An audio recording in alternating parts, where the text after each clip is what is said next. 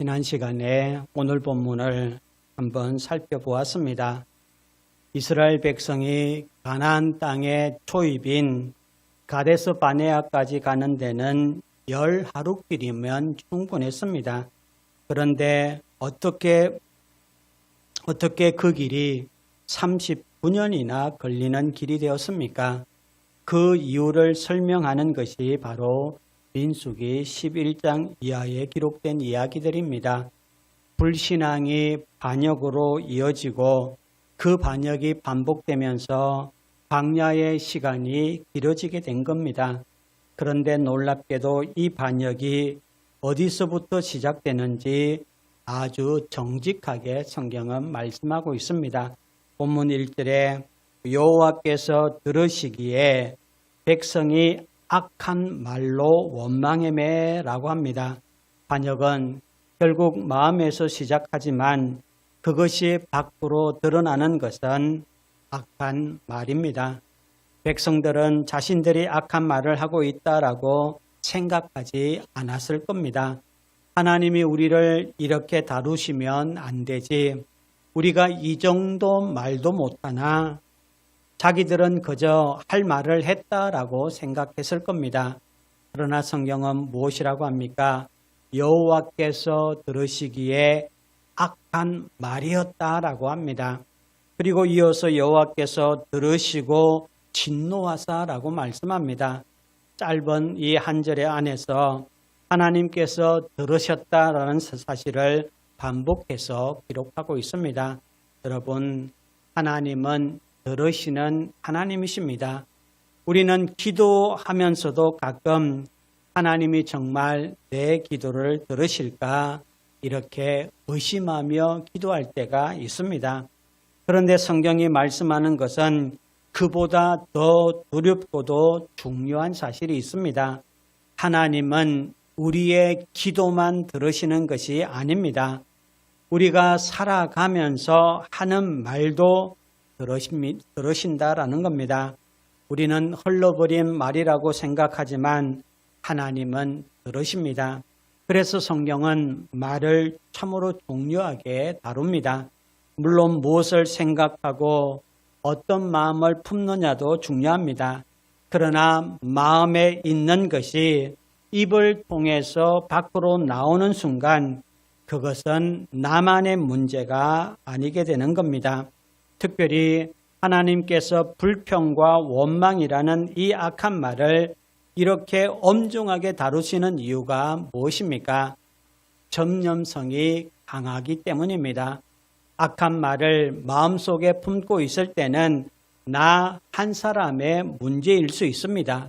그러나 그것을 입 밖으로 내기 시작하면 그 말은 다른 사람에게 옮겨갑니다. 한 사람이 말합니다. 아무래도 이건 아닌 것 같아. 그러면 옆에 있는 사람이 듣습니다. 그러고 보니 정말 그렇네. 또 다른 사람이 듣습니다. 나도 그렇게 생각했어. 그렇게 악한 말은 새로운 안경처럼 사람들의 눈에 씌워지는 겁니다. 그리고 그때부터 모든 것이 그 안경을 통해서 보이기 시작하는 겁니다.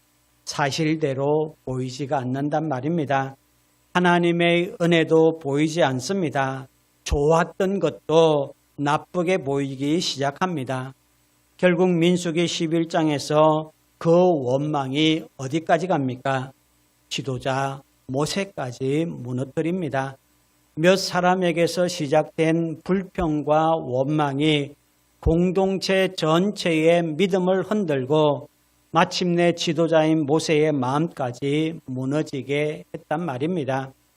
그래서 교회를 무너뜨리는 데는 총과 칼이 필요한 것이 아닙니다. 교회의 역사를 보면 총과 칼로 교회를 박해했을 때에 어떻게 됐습니까? 교회가 죽었습니까? 살아났습니까? 살아났습니다. 그러나 공동체 안에 악한 말이 계속 쌓이기 시작하면 교회는 안에서부터 무너질 수 있다는 사실을 놓치지 마시기를 바랍니다. 여러분의 신앙생활 하면서도 지금까지 이 말로 무너지는 교회를 많이 보셨을 겁니다. 마귀도 이것을 압니다. 사람의 믿음을 무너뜨리는데 말만큼 빠른 것이 많지 않습니다. 그렇다면 우리는 어떻게 이것과 싸워야 하는 겁니까? 과거에 하나님께서 내게 베풀어 주셨던 그 은혜를 기억하는 겁니다. 그때도 죽을 것 같았을 겁니다. 어떻게 살아야 할지 막막했을 겁니다. 그런데 시간이 지나고 돌아보니 하나님께서 그 일을 통해서 나를 가르치셨다는 것을 발견합니다. 그러면서 고백하기를 그 시간이 헛되지 않았구나.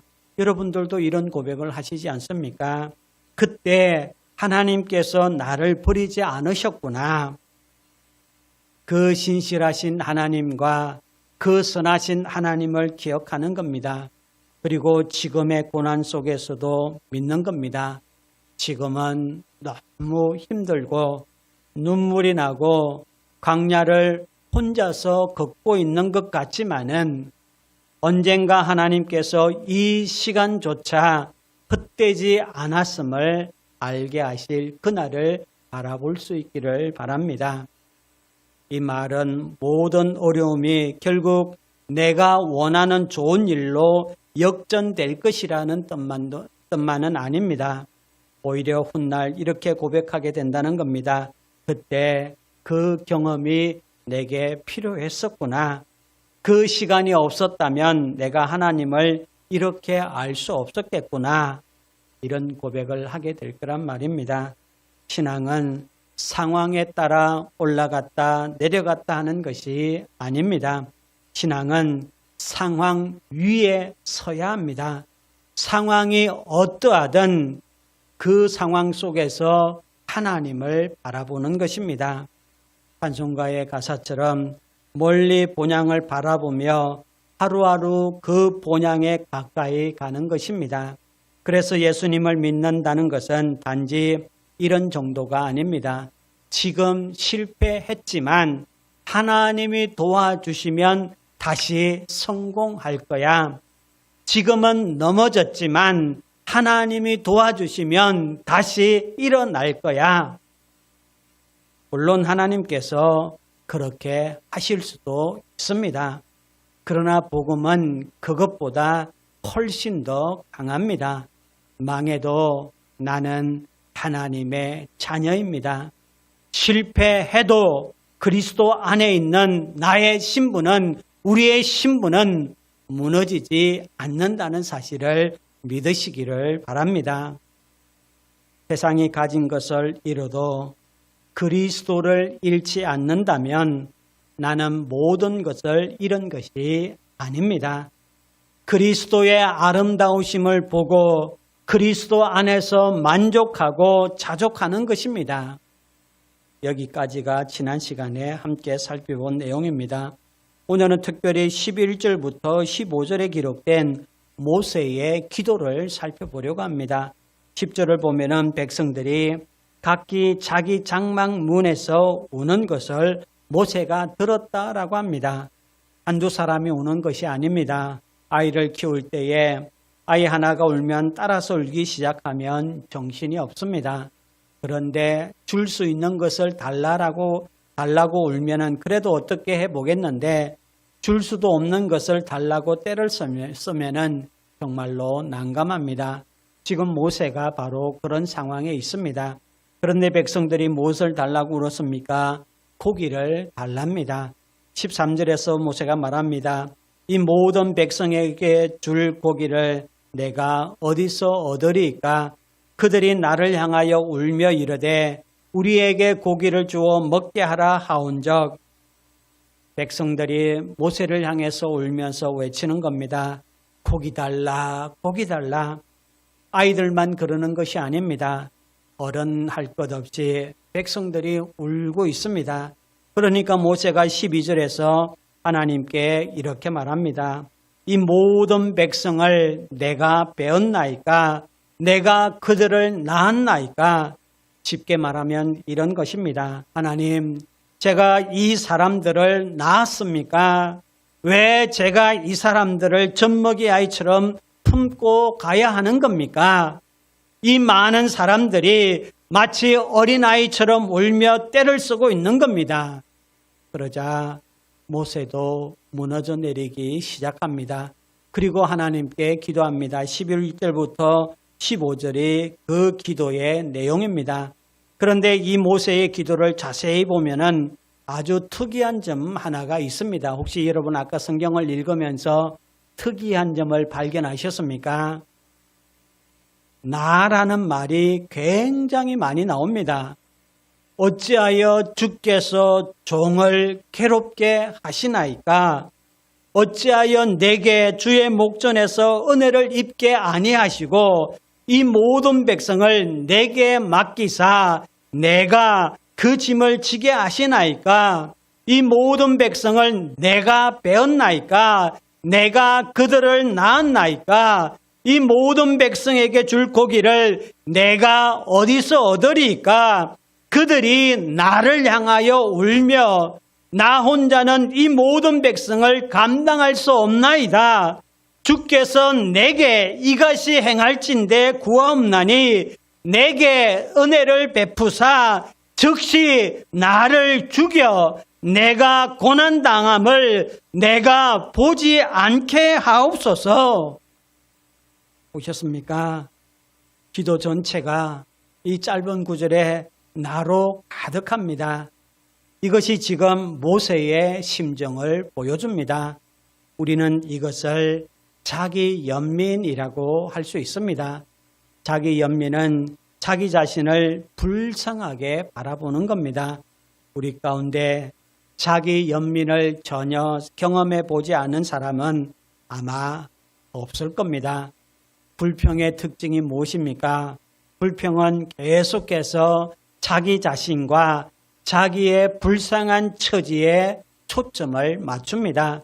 그래서 모세가 하나님께 기도하고 있는 것은 분명합니다. 하나님께 말하고 있으니 기도입니다. 그러나 그 기도 속에는 불평이 가득합니다. 나는 왜 이렇습니까? 왜 하나님은 나에게 이런 짐을 주시는 겁니까? 자기가 세상에서 제일 불쌍해 보이기 시작한 겁니다.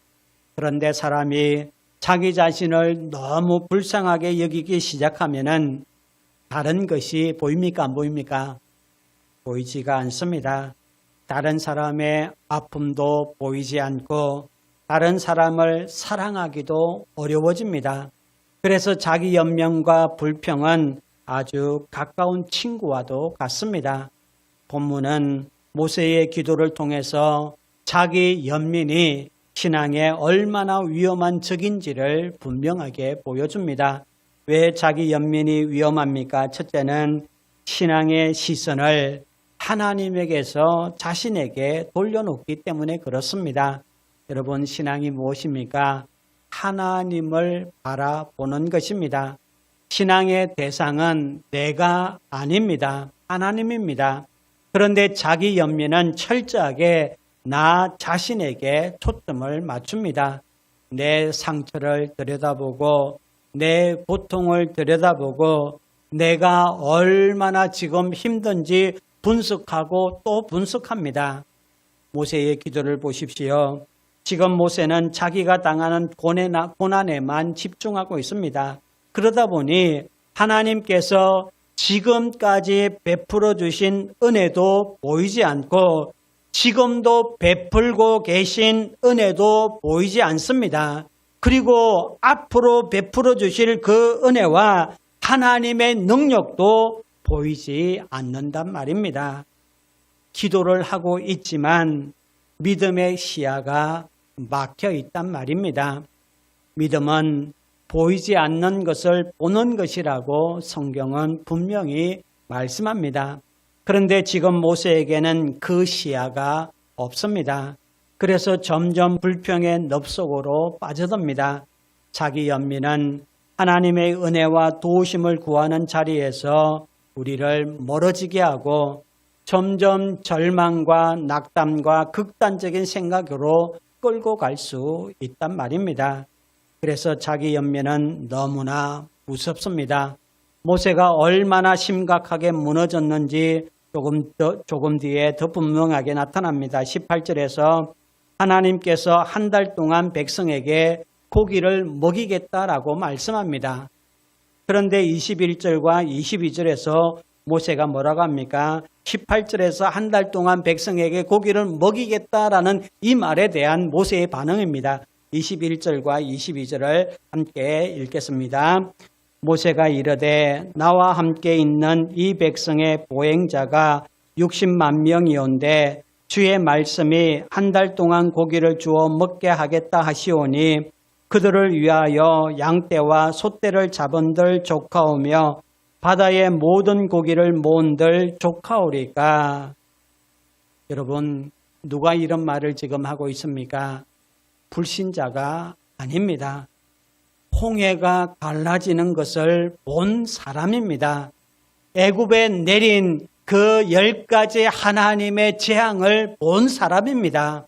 하늘에서 만나가 내리던 지금도 내리고 있는 것을 보고 있는 사람입니다. 하나님이 누구신지를 가장 많이 경험한 사람 가운데 하나인 모세가 이 말을 하고 있단 말입니다. 하나님, 장정만 60만 명입니다. 양떼와 소떼를 다 잡은들 되겠습니까? 바다의 물고기를 다 모은들 되겠습니까? 이렇게 이야기하는 거란 말입니다. 자기 연민이 얼마나 무섭습니까?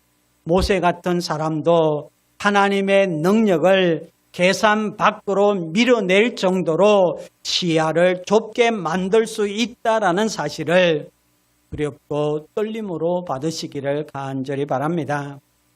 두 번째로 자기 연민이 위험한 이유가 있습니다.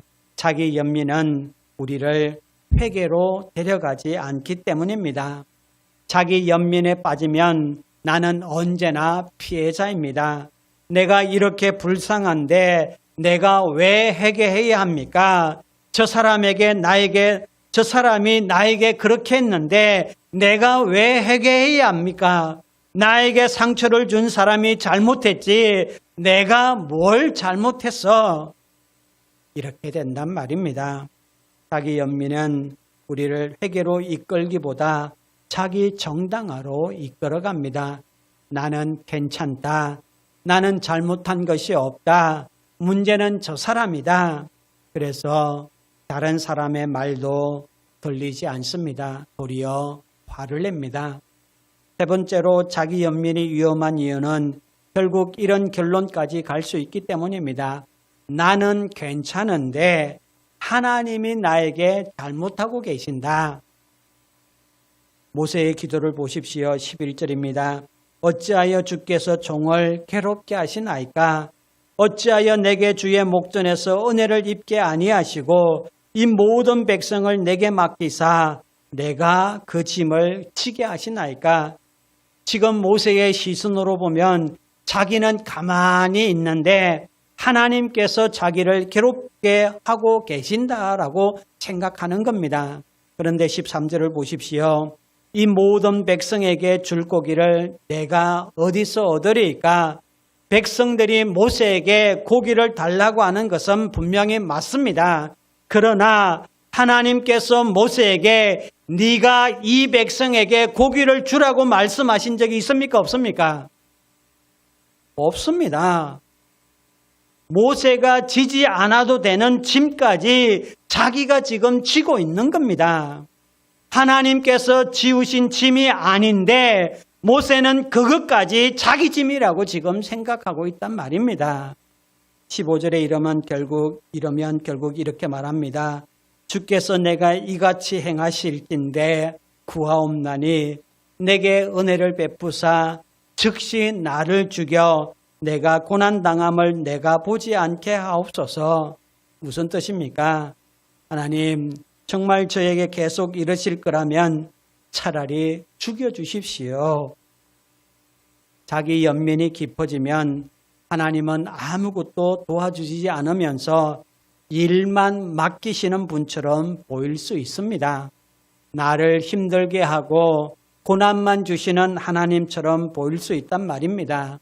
그래서 자기 연민은 교묘합니다. 자신을 숨기고 자기를 정당화합니다. 무엇보다 회개하지 못하게 합니다. 그리고 결국 그 입에서 악한 말이 나오게 합니다. 그 말이 나를 무너뜨리고 그 말을 듣는 사람을 무너뜨리고 공동체까지 흔들어 놓을 수 있단 말입니다. 그런데 모세의 기도에서 또 하나 우리가 보아야 할 것이 있습니다. 바로 탈진입니다. 우리는 여기서 한 영적 지도자의 탈진을 봅니다. 성경은 참 정직한 책입니다. 모세를 영웅으로 포장하지 않습니다. 지금까지 모세는 이런 모습을 거의 보이지 않았습니다. 이스라엘 백성들이 금송아지를 만들었을 때를 한번 생각해 보십시오. 하나님께서 이 백성을 멸하시겠다라고 하셨을 때에 어떻게 반응했습니까? 모세가 하나님 앞에 섰습니다. 하나님, 그러지 마십시오. 이 백성은 하나님께서 애굽에서 구원해 내신 백성들 아닙니까? 하나님과 백성 사이에 섰습니다. 오늘 본문 1절부터 3절에 있는 다베라 사건에서도 마찬가지입니다. 백성들이 악한 말로 원망하자 하나님의 불이 진영 끝을 사릅니다. 그러자 백성들이 모세에게 부르짖습니다. 모세가 어떻게 합니까? 하나님께 기도합니다. 그러자 불이 꺼졌습니다. 이것이 모세가 서야 할 자리였습니다.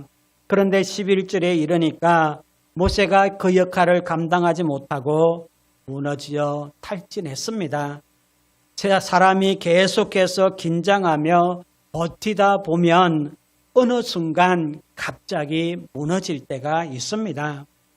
모세는 출애굽 이후 1년을 넘는 시간 동안 끊임없이 백성들을 이끌었습니다.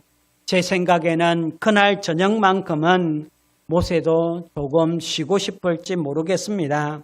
그런데 장막 밖에서 울음소리가 들려옵니다. 여기서도 울고 저기서도 웁니다. 우리도 그럴 때가 있습니다. 나는 왜 하루도 쉴 날이 없지?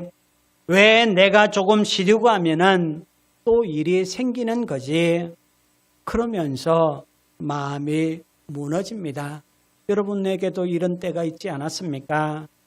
사람들은 잘 버티다가도 어느 순간에 확 무너질 수 있습니다.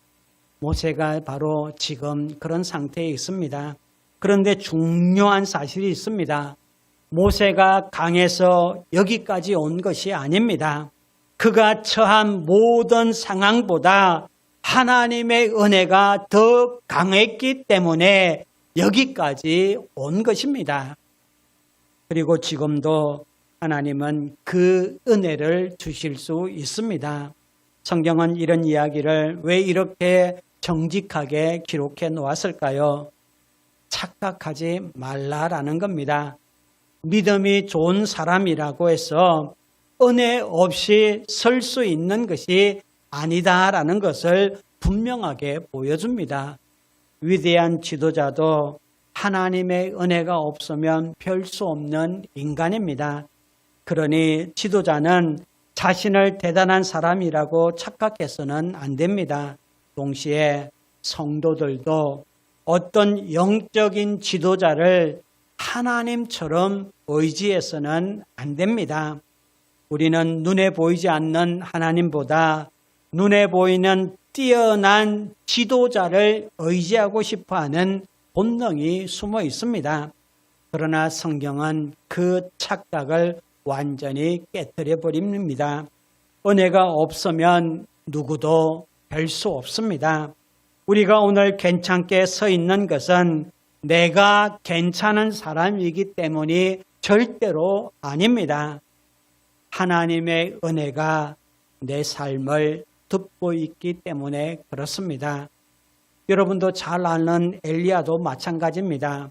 열왕기상 19장을 보면 엘리야가 갈멜산에서 엄청난 경험을 합니다. 성경 전체에서도 손꼽힐 만큼 놀라운 장면입니다. 850명의 거짓 선지자들과 맞섰습니다. 그때 하나님께서 불로 응답해 주셨습니다. 그런데 그 엄청난 승리 직후에 무슨 일이 일어납니까? 이세벨이 엘리야를 잡아 죽이겠다고 하자 엘리야가 도망갑니다. 북왕국에서 유다 최남단 브엘셀바까지 내려갑니다. 백두산에서 한라산까지 내려가는 어떤 그런 형국이라고 볼 수 있습니다. 그런데 거기서도 안심하지 못하고 광야로 들어갑니다. 그리고 로뎀나무 아래에 앉아서 하나님께 기도합니다. 여호와여 넉넉하오니 지금 내 생명을 거두시옵소서. 죽여달라는 겁니다. 조금 전까지 갈매산 위에서 담대하게 서 있던 엘리야의 모습이 보이지가 않습니다. 언제 탈진이 왔습니까? 큰 실패 뒤가 아니라 엄청난 승리 뒤에 왔습니다. 왜 그렇습니까? 거기까지 하나님의 은혜로 왔기 때문입니다. 엘리야도 연약한 인간입니다. 그래서 야고보서는 엘리야를 우리와 성정이 같은 사람이다라고 말씀합니다. 하나님께서 사람을 쓰시는 것은 그 사람이 위대하기 때문만이 아닙니다. 하나님은 연약한 사람을 사용하셔서 그 사람의 약함 가운데 자신의 강함을 드러내십니다. 사도 바울도 마찬가지입니다. 고린도 후서를 보면 사람들은 바울을 보면서 말합니다. 네가 정말로 사도라면은 뭔가 하나님의 축복을 받았다는 증거가 있어야 하지 않느냐 이렇게 이야기합니다. 그런데 바울은 얻어맞고 다닙니다. 감옥에 들어갑니다. 고난을 겪습니다. 사람들이 보기에는 되는 일이 별로 없는 그런 사람, 찌질한 사람으로 보입니다. 그렇다면 바울은 자기가 얼마나 대단한 사람인지 증명해야 했을 것 같습니다. 그래야 자기가 전하는 복음도 인정받을 수 있을 것 같습니다. 우리 생각에는. 그런데 바울은 어떻게 합니까? 그렇게 하지 않습니다. 오히려 말합니다. 우리가 이 보배를 질그릇에 가졌으니 그러니까 나는 질그릇이다. 그런데 그 질그릇 안에 하나님께서 보화를 담아 놓으셨다라고 이야기하는 겁니다. 바울이 참된 사도라는 증거는 자신이 얼마나 성공했느냐가 아니었단 말입니다. 고난 가운데서도 하나님의 은혜로 견디며 복음을 붙들고 있다는 것이 바로 사도 바울이 증거하고 있는 겁니다. 그래서 바울은 말합니다. 내가 약한 그때의 강함이라. 바울은 자기 육체의 가시를 없애달라고 3번이나 기도했습니다. 그런데 하나님께서 뭐라고 하셨습니까? 내 은혜가 내게 족하도다. 바울은 말합니다. 하나님, 저는 이것 때문에 너무 힘듭니다. 그런데 하나님은 그때 말씀하십니다. 내 은혜가 내게 충분하다. 지금 모세에게도 필요한 말씀이 바로 이것입니다. 모세는 말합니다. 왜 제가 주의 목전에서 은혜를 입지 못하게 하십니까? 이렇게 이야기하자 하나님은 모세야, 내 은혜가 내게 부족한 것이 아니다. 이렇게 말씀하는 겁니다. 우리도 자기 연민에 빠지고 탈진해서 넘어질 때가 있습니다. 기도할 힘조차 없어서 신음하던 말을 내뱉을 때가 있습니다. 그때 하나님께서 우리에게 주시는 말씀도 같습니다. 내 은혜가 내게 족하도다. 모세와 엘리와 바울이 서야 했던 자리는 결국 어디입니까? 하나님께서 맡겨주신 바로 그 자리입니다. 모세에게는 하나님과 백성 사이에 서는 자리였습니다. 그런데 탈진하면 그 자리를 지킬 힘을 잃어버리는 겁니다. 처음에는 백성들의 불평과 악한 말을 보았습니다. 그리고 오늘은 모세의 불평을 보고 있습니다. 성경은 모세의 불평을 백성들의 악한 말과 똑같이 표현하고 있지 않다라는 사실을 여러분 꼭 기억하기를 바랍니다. 백성들의 악한 말과 모세의 이 말을 똑같이 취급하지 않는단 말입니다. 분명히 모세의 말 속에도 기도 속에는 분명 불신앙이 섞여 있습니다. 그렇다면 백성들의 불평과 모세의 불평은 무엇이 다릅니까? 이 차이를 보는 것이 너무나 중요합니다. 이 부분이 오늘 우리가 붙들어야 될 부분입니다. 우리가 살다가 불평할 수 있습니다. 믿음이 있는 사람이라고 힘들지 않는 것 아닙니다. 그런데 백성들의 불평과 모세의 불평 사이에는 중요한 차이가 있습니다. 그러면 그것이 무엇입니까? 표면적으로 가장 먼저 보이는 차이는 이것입니다. 백성들은 사람에게 불평했고 모세는 누구에게 불평했습니까? 하나님께 불평했습니다. 이 차이는 너무나 중요합니다. 사람에게 쏟아내는 불평은 그것을 듣는 사람을 무너뜨릴 수 있습니다. 멀쩡히 있던 사람 마음속에도 불평을 심어 놓을 수 있단 말입니다. 여러분의 가정을 한번 생각해 보십시오. 한 사람이 집에 들어와서 계속해서 투덜거리고 짜증내고 불평하기 시작하면은 그 집안 분위기가 어떻게 됩니까? 금방 싸늘해지고 뒤집어지는 겁니다. 교회도 마찬가지입니다. 그러므로 우리는 그 불평을, 내게 있는 그 불평을 하나님 앞으로 가지고 가는 법을 배워야 된다라는 사실을 믿으시기를 간절히 바랍니다. 모세에게 근본적인 신앙이 없었던 것이 아닙니다. 모세는 하나님을 알았습니다. 그랬기 때문에 하나님 앞으로 나아간 겁니다. 그리고 하나님 앞에 자기 마음을 쏟아놓습니다. 시편에는 이런 기도가 얼마나 많습니까? 시편 142편에서 다윗은 이렇게 기도합니다. 내가 소리내어 여호와께 부르짖으며 소리내어 여호와께 간구하는도다. 내가 내 원통함을 그의 앞에 토로하며 내 우환을 그의 앞에 진술하는도다. 다윗이 무엇을 하고 있습니까? 자기의 원통함을 하나님께 가지고 나갑니다. 속상한 것을 숨기지 않고 하나님 앞에 다 토로합니다. 그리고 마지막에는 어떻게 됩니까? 내 영혼을 옥에서 이끌어내사 주의 이름을 감사하게 하소서. 보셨습니까?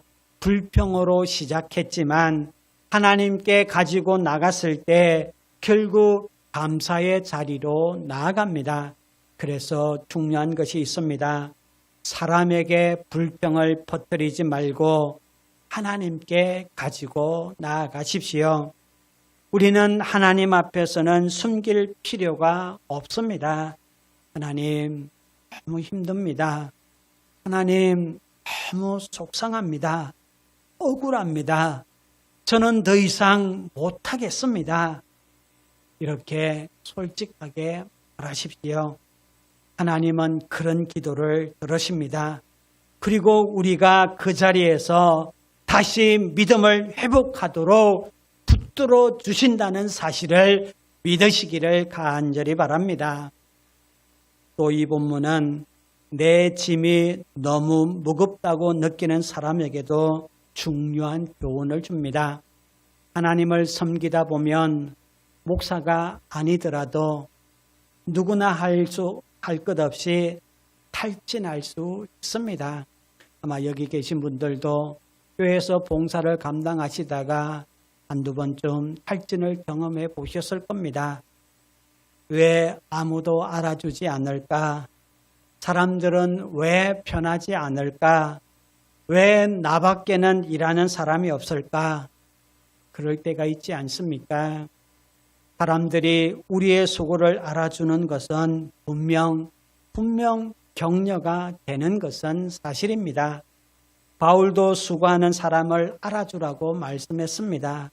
그러나 사람이 알아주는 것을 바라보며 섬기기 시작하면 쉽게 무너질 수 있습니다. 내가 얼마나 힘든지 알아. 이런 말을 사람에게 쏟아내고 싶은 유혹을 실제로 느꼈던 분도 계실 겁니다. 바로 그때 하나님께 나아가는 법을 배워야 합니다. 오늘 본문의 모세는 너무 힘들었습니다. 그러나 결국 하나님께 갔습니다.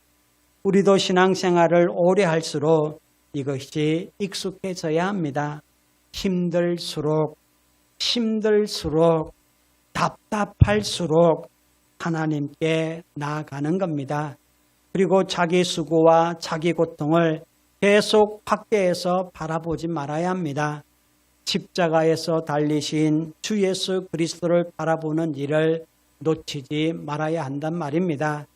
지금 모세의 기도를 보면 온통 자기가 하는 일밖에 보이지 않습니다. 내가. 그런데 자세히 보면 모세는 자기가 지지 않아도 되는 짐까지 짊어지고 있습니다. 하나님께서 모세에게 고기를 만들어서 백성들을 먹이라고 하신 적이 없습니다. 그런데 모세는 그것까지 자기 책임이라고 생각하고 있습니다. 오늘 우리도 그렇습니다. 내가 사람을 바꾸려고만 합니다. 내가 배우자를 바꾸려고 합니다. 내가 교회를 세워야 한다라고 생각합니다. 내가 모든 문제를 해결해야 된다라고 생각합니다. 그러나 기억해야 합니다. 내 수고와 봉사가 아무리 커도 하나님의 은혜가 없으면 사람 하나 바꿀 수 없습니다. 내 목숨을 내어놓는다고 해도 하나님의 은혜가 역사하지 않으면 영혼 하나를 변화시킬 수 없단 말입니다. 그러므로 우리가 할 일은 충성하는 것이고 이를 이루시는 분은 하나님이십니다. 이 사실을 놓치지 마시기를 바랍니다. 그런데 참 감사한 것이 있습니다. 하나님께서 모세의 이런 기도를 들으시면서도 진노하지 않으셨다라는 겁니다. 백성들의 악한 말에는 진노하셨습니다. 그런데 모세가 자기 연민에 빠져서 차라리 죽여주십시오라고까지 기도하는데 하나님께서는 모세를 불로 치지 않으셨습니다. 이것이 얼마나 감사합니까? 하나님의 자녀에게는 언제나 돌아갈 자리가 있다라는 겁니다. 언제나 내 마음을 쏟아 놓을 분이 계신다라는 겁니다. 그러면 백성들의 불평과 모세의 불평 사이에 근본적인 차이는 무엇입니까? 20절을 보십시오. 하나님께서 백성들에게 고기를 주시겠다고 말씀하시면서 이렇게 말씀하십니다. 이는 너희가 너희 중에 계시는 여호와를 멸시하고 그 앞에서 울며 이르기를 우리가 어찌하여 애굽에서 나왔던가 함이라. 하나님께서 백성들의 죄를 무엇이라고 규정합니까? 여호와를 멸시한 것이랍니다. 이것이 근본적인 차이입니다. 백성들의 불평은 단지 힘들다는 하소연이 아니었단 말입니다. 하나님을 멸시하는 자리까지 나아갔습니다. 우리가 왜 애굽에서 나왔는가? 차라리 애굽이 좋았다. 하나님의 구원을 부정했단 말입니다.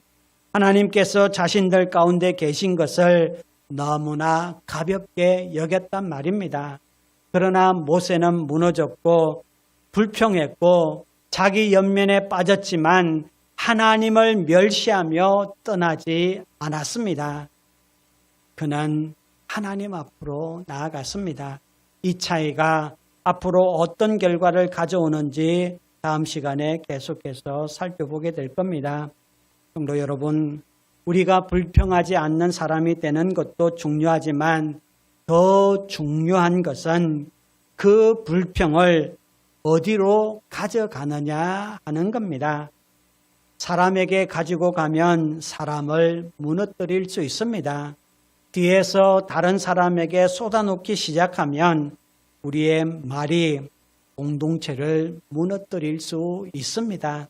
우리는 이것을 이미 경험했습니다. 그러나 그것을 하나님 앞에 가지고 가면은 하나님께서 우리의 마음을 다루십니다. 우리의 시선을 다시 돌려놓으신단 말입니다. 자기 연민에서 하나님을 바라보게 하신단 말입니다. 끝으로 저는 이 본문에서 아주 밝은 빛 하나를 바라봅니다. 우리가 바라보고 의지해야 될 대상은 결국 사람이 아니다라는 겁니다. 모세도 아니고 엘리야도 아니고 바울도 아닙니다. 아무리 위대한 믿음의 사람이라도 사람은 사람입니다. 그러므로 우리의 영원한 중보자는 누구십니까? 주 예수 그리스도 한 분뿐입니다. 성경은 우리에게 모세보다 나으신 분을 보여줍니다. 바로 예수 그리스도이십니다. 예수님은 제자들이 자신을 알아주지 않는다고 자기 연민에 빠지지 않으셨습니다. 제자들이 계속해서 깨닫지 못하고 서로 다투고 주님의 말씀을 계속해서 오해한다고 해서 불평하며 그들을 버리지 않으셨습니다. 주님은 십자가라는 엄청난 짐을 앞에 두고 계셨습니다. 겟세마네에서 땀이 핏방울처럼 될 만큼 간절히 기도하셨습니다. 그러나 탈진해서 사명을 버리지 않으셨습니다. 베드로 사도가 말한 것처럼 욕을 당하시되 맞대어 욕하지 않으셨고 고난을 당하시되 위협하지 않으셨으며 오직 공의로 심판하시는 이에게 부탁하셨습니다. 그리고 끝까지 십자가를 지셨습니다. 그리고 마지막 말, 십자가에서 마지막 말 다 이루었다. 모세는 백성의 짐이 너무 무겁다고 말했습니다. 그러나 예수님은 아무도 대신 질 수 없는 우리의 죄의 짐을 홀로 다 지셨습니다. 우리의 완전한 대속죄물이 되어 하나님 앞에 서셨습니다. 그러므로 성경은 우리에게 모세를 의지하라고 하지 않습니다. 엘리야 같은 지도자만 만나면 내 신앙생활이 안전할 것이다 라고 말하지 않습니다. 성경은 우리에게 그들보다 나으신 분을 바라보라고 합니다. 그분이 바로 주 예수 그리스도이십니다. 우리의 인생길이 철로 역정 같은 긴 광야의 길이라 할지라도 성도 여러분, 우리는 혼자가 아닙니다. 주 예수 그리스도께서 우리와 함께 걷고 계시는 줄 믿으시기를 바랍니다. 우리를 끝까지 붙드시고 끝까지 데리고 가실 것입니다. 그리고 하나님께서 허락하신 믿음의 공동체와 함께 이 길을 걸어가고 있습니다. 그러니 사랑하는 성도 여러분, 자기 연면에 빠져 나만 바라보지 마십시오. 사람에게 불평을 쏟아내며 서로의 믿음을 무너뜨리지 마십시오. 힘들면, 버거우면 하나님 앞으로 나아가십시오. 탈진했으면 주님의 은혜를 구하십시오. 그리고 다시 우리보다 크신 주 예수 그리스도를 바라보십시오. 모세도 무너졌지만 그리스도는 무너지지 않았습니다. 엘리야도 지쳤지만 그리스도는 우리를 끝까지 붙들고 계십니다. 우리의 힘은 부족하지만 주님의 은혜는 전혀 부족하지 않습니다. 그 주님을 바라보며 그 주님과 함께 하늘 가족들과 함께 이 광야의 길을 끝까지 걸어가는 우리 모두가 되기를 주님의 이름으로 축원합니다.